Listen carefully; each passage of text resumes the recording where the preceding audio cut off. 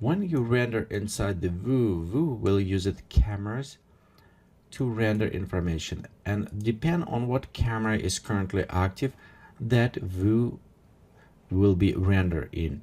So right here, example, we have a main camera.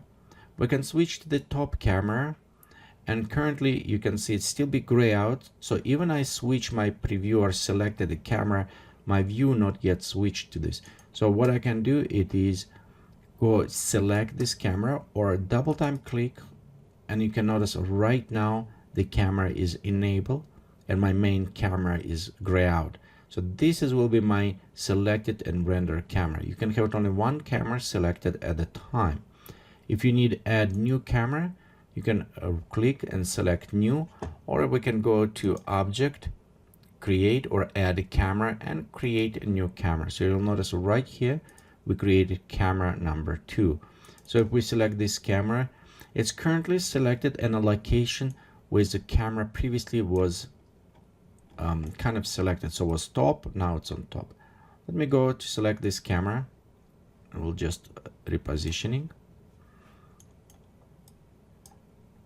Okay, let's put right here.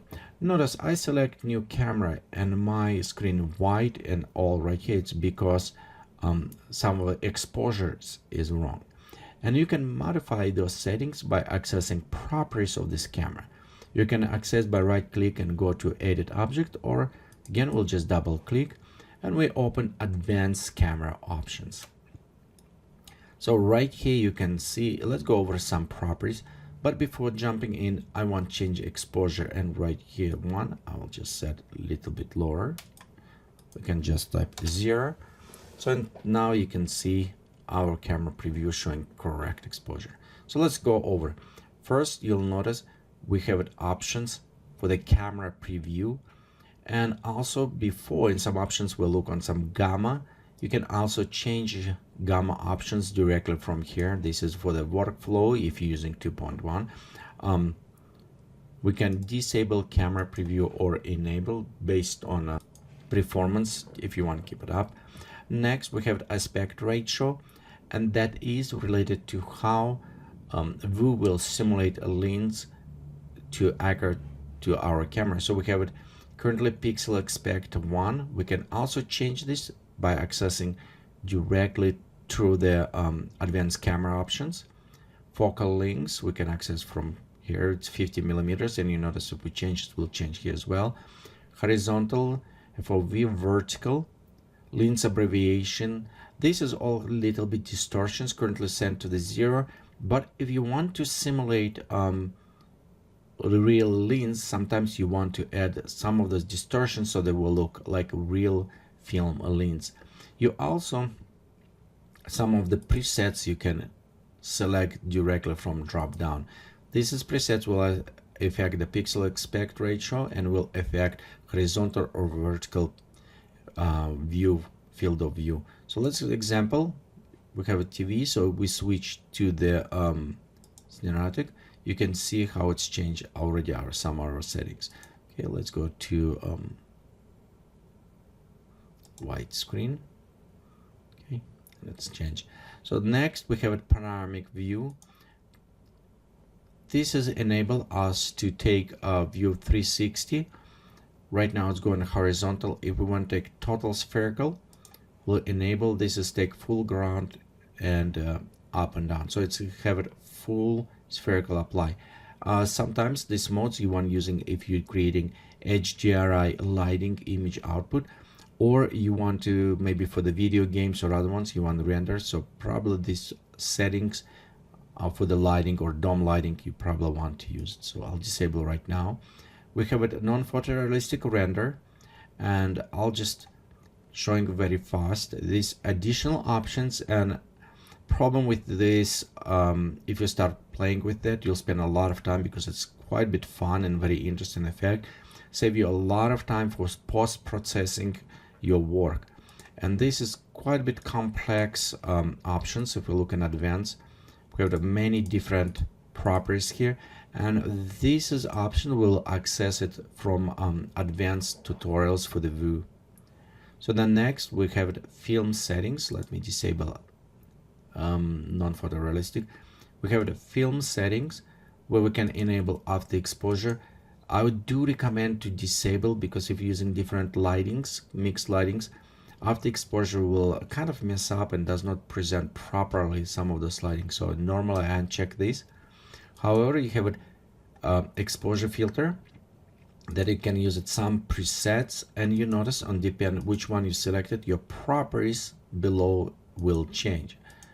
So for example, we'll go to the view exposures, and right here when I created first time, you'll notice it was too bright, so sometimes we need to go back to 0. Okay, and as well, if you're more familiar with camera or photographer, you can click on the modify, and instead going exposure select with sliders, you can go and set your f-stops, your shutter speed and ISO speed on a film, as well as the exposure value if you increase decrease on normal. Let's set to the 0 so we can preset properly. So again, you'll notice right here our exposure is 15, but it's changed because we set shutter speed 1 minute. It's open quite a bit. Let's say when we say 125, f-stop and ISO, so you can modify some of those properties. Okay, currently also natural film respawn, it is curvature of the coloring, and contrast is applied. If we display it, you can see it's like just slightly different. Usually I do like how View process it, so I enable when I render natural film response, give it nice coloring. Okay, photographic exposure filter, we have a little bit more options, and again all of these will look a little bit more in advanced ones, but overall right here you have a lot of different options you can kind of modify and preview. You always can go to no exposure filter, just go straight forward and work this way. Lens glare will look before lens glare. This way it's applied directly with this camera, so you can specify if you want to apply for the camera or not. Motion blur as well, it's work on a camera if you enable, but for the motion blur work you must to render at least in broadcast quality and enable motion blur through your render as well, so this will apply. We also have it post-processing options. This is a little bit different from non-photorealistic render, because this way we can apply any color corrections, increase decrease saturations, just simple, and this is applied to our scenery. All of these camera settings, one thing, it's non-destructive, so it's meaning our render is untouched even if we've been using non-photorealistic render, and this is just applied for image that already rendered. So if you modify changing, you can go back and modify them as well. Okay, so post-processing, which color filter, color perspective, in and out function if we needed to work with creative. We also have it post-processing applied to all cameras or just one that's selected. Also notice right here we have a camera manager, backdrop, and render options. So let's click on camera manager, and this just allowed us to add and create camera other ways besides just to select from object, create new camera, so you can modify them. You can select export, save your camera settings, and preload it in your other workflow.